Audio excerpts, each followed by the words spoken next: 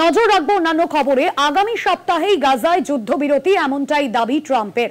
গাজার পরিস্থিতি সম্পর্কে অবহিত মানুষদের সঙ্গে কথা হচ্ছে, সেখানের অবস্থা সাংঘাতিক। আমরা প্রচুর খাদ্য এবং টাকা পয়সা পাঠাচ্ছি। গাজায় যুদ্ধবিরতির কথাবার্তা হচ্ছে ইঙ্গিত দিয়ে ট্রাম্প জানান তিনি আশাবাদী।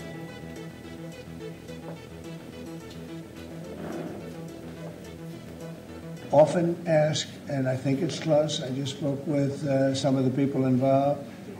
It's a terrible situation that's going Gaza.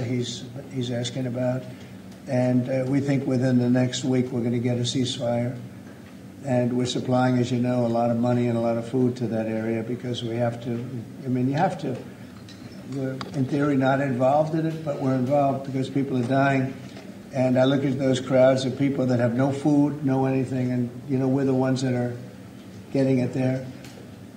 Some of it's being taken by some bad people, you know, if you give it and you give it out, and they're supposed to be taking care of the people, and they end up stealing the food and selling it.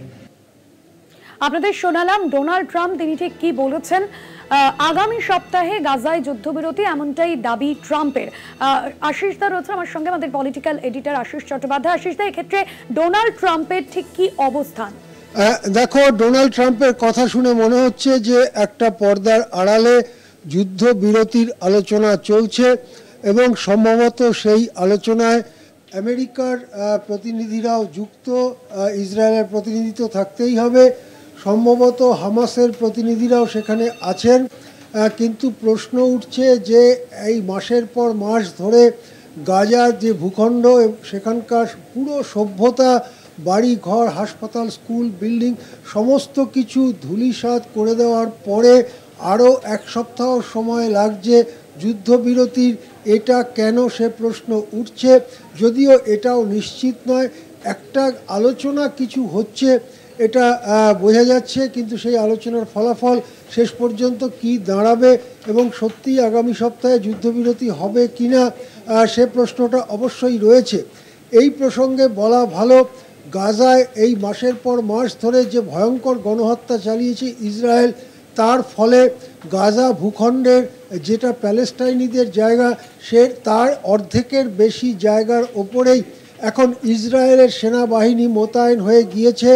বাকি যে জায়গাটায় এখনও Israel সেনাবাহিনী দখল করেনি, সেটা দখল করা একেবারেই সময়ের অপেক্ষা, কেননা ইসরায়েলের সেনাবাহিনীকে বাধা দেবার মতো সেখানে এখন আর কেউ নেই, সমস্ত কিছু ভেঙে গুড়িয়ে দেওয়া হয়েছে। তাহলে এক সপ্তাহ সময় কি বাকি জায়গাটুকু দখল করবার জন্য? এক সময় ট্রাম্প বলেছিলেন সাগরের তীরে ওই গাজা ভূখণ্ডে তিনি বাগান বানাবেন, তিনি সেখানে প্রমোদ নগরী বানাবেন। এবারে কি সেই লক্ষ্যে যাওয়ার দিকেই যাত্রা শুরু হলো ট্রাম্পের? কেননা এতদিন যখন গণহত্যা চলছে, তখন এই গণহত্যাকে থামাবার কোনো উদ্যোগ না নিয়ে এখন যখন গাজা ভূখণ্ড প্রায় পুরোটাই দখলে চলে গেছে ইসরায়েলি সেনার, তখন এই উদ্যোগ অনেককেই বিস্মিত করছে। হ্যাঁ, একদমই। ধন্যবাদ জানাবো আশিস দা আপনাকে। আমাদের পলিটিক্যাল এডিটর আশিস চট্টোপাধ্যায় ছিলেন নিউজ রুম থেকে।